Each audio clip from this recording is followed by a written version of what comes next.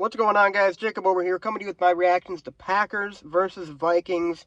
Packers dropped their fourth straight game, 24-10 the final score. They fall to 2-5 on the season, and this was yet another game in which I think the Packers had a lot of opportunities to come back and tie or win the game, and they just could not come through. I mean, they had the ball in the fourth quarter with about 8 minutes left. Dontavian Wicks dropped the first down, potential touchdown in the red zone. Couldn't convert the 4th and 5, and then they turned the ball over on downs, and that was kind of it. And then they forced a fumble the defense on the next possession, and then the Packers went turnover on downs on that one too. So those two possessions, those are tough, man. But it is all a learning experience for this team, I have to stress. And really, genuinely, I think my position from last week remains unchanged about the biggest problem with this team being the coaching. I mean, it just says a lot to me that the team, ever since Matt LaFleur has gotten here, has consistently gotten off to really bad starts. Like, this has been a theme going back to 2019. Like, the literal first year of Matt LaFleur's tenure here, we could trace this all back to that year when we would occasionally have games like that where we would just come out completely flat. And it just keeps continuing. I mean, it's way more noticeable now because this team is a little less talented than those teams, but it's a theme. And if you seriously cannot get your guys to get up and play, especially against a rival like Minnesota, I don't know. I just don't think Matt LaFleur's the guy. I certainly don't think Joe Barry's the guy. It's a genuine miracle that this defense doesn't give up like 30-plus points a game, because his defensive schemes and coverages, they're awful. I mean, how many times today did the Packers allow a 3rd and 9 completion for like 20 yards? I mean, some guy just sitting in the zone wide open. The sooner they get at least Joe Barry out of there, the better. I cannot stand that guy. I have absolutely no idea why he continues to remain employed, but I mean, I also have the theory that it might be Matt LaFleur and Joe Barry are like this. So, you know, maybe it's a package deal. If one of them goes, both of them go. And hey, if that's what it takes to get Joe Barry out of town, see ya. But yeah, I really think coaching is the biggest problem with this team. I will stand by that until they prove me wrong, because I'm getting so sick of this team coming out in the first quarter and doing nothing. They didn't get a first down in this game until 4 minutes left in the second quarter. That's ridiculous. If they start this game any better, just a smidge better, they might have a chance of winning it. But no, they consistently have to drag themselves out of deficits in the second half. It's just absurd.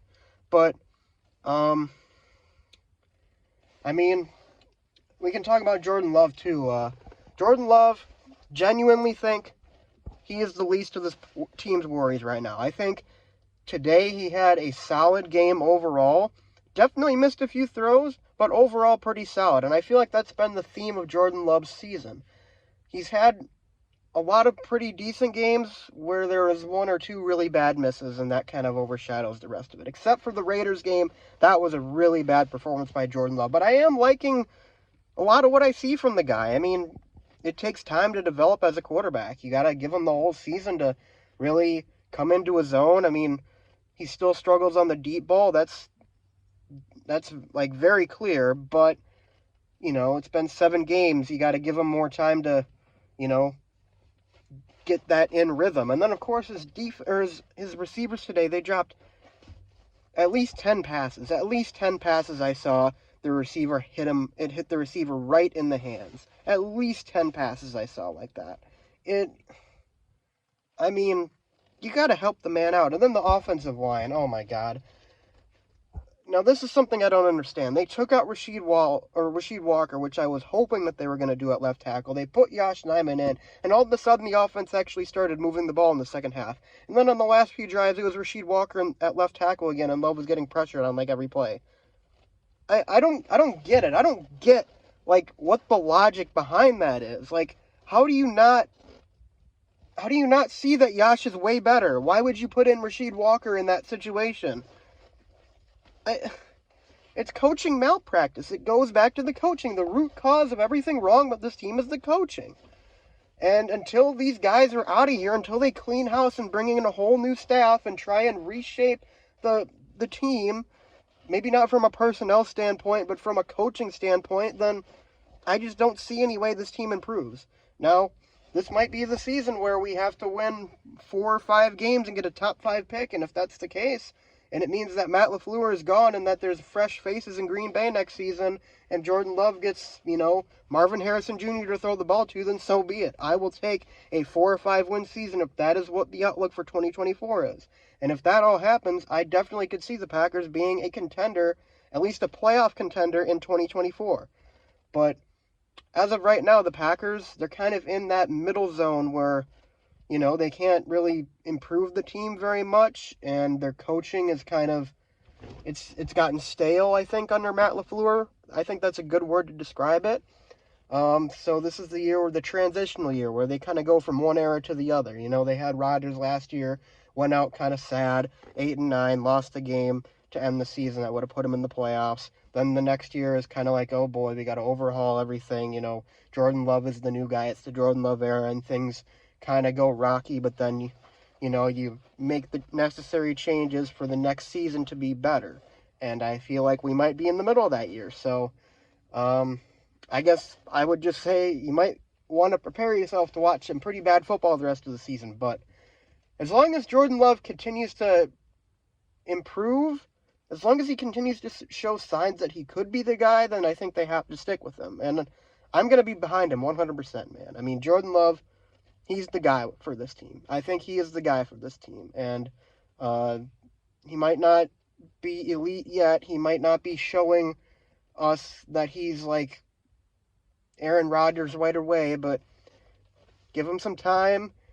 Let's see how he does the rest of the season. Let's hope that guys can actually help him out, especially the receivers, and the offensive line for sure. I'm sure he would like a clean pocket every once in a while. But I think, this season is becoming more and more clear that this season is more about seeing what Jordan Love is than anything else. And that's kind of what we all thought at the beginning of the season too, and then when it actually plays out like that, people are like, whoa, this is a lot of losing. I don't want that. And I'm kind of like that too, but at the same time, maybe that's what it's going to take to get things to change in Green Bay. Maybe that's what this team needs, just a humbling year like this to get a top 5 pick and, bring in some fresh faces on the coaching staff and see where they go, see where they grow and build from here in the future. So, disappointing loss, but Vikings are a better team than us. Gonna have a chance to get back in the win column next week at home against the Rams. I do genuinely think the Packers could win that game. We'll see, but you never know. Kind of all depends on how the Packers start, and they've not been starting great recently, but hey, we'll see. Anyways, guys, that's all I got to say in this video. Thanks for watching, everybody. I'll see you guys next week. As always, go Pack Go.